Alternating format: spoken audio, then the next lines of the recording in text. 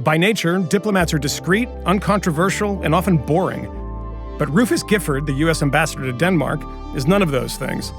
He's a reality TV star, an LGBT advocate, and a huge cultural influence in his adoptive country. Since Gifford was appointed in 2013, he's made it his mission to change how people around the world view American politics. And he's doing it with his own brand of celebrity. Hind Hassan went to meet him.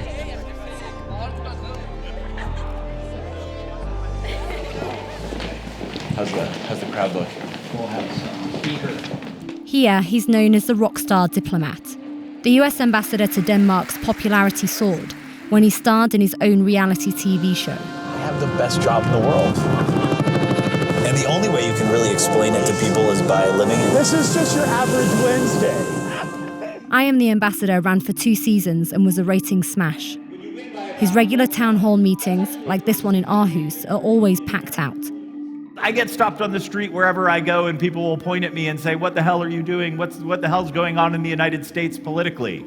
I actually want to bring a mirror to the Europeans who ask me this question, because I think the same things that are happening in the United States are happening right here as well.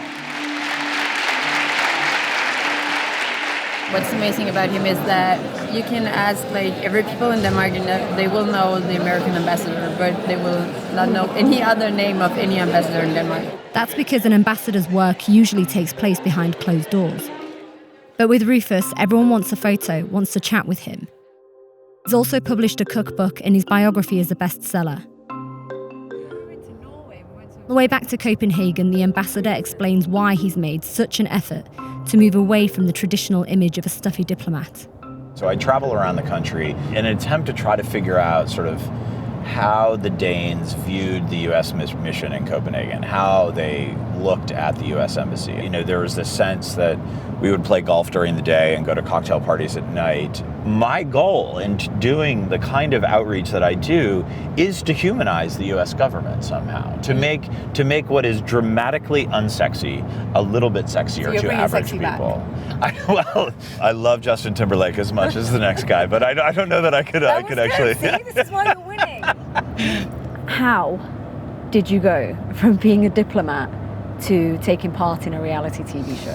First of all, we call it a documentary series, not a reality show. Not a reality show. No, truly only it's because I think it is, it is in essence a reality show. But it's not Kardashians. No, it's not. I've never seen an episode of the Kardashians or the Real Housewives, actually. So I try to distinguish myself from that brand more than anything. But ultimately said that, unless you take some of these enormous risks in your life and professional career, you can't get anywhere.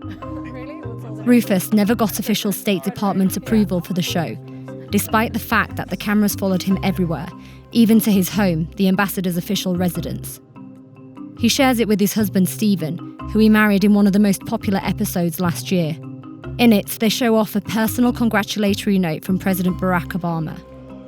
The US president appointed Rufus 3 years ago as a thank you for helping to raise millions of dollars during his bid for second term as president.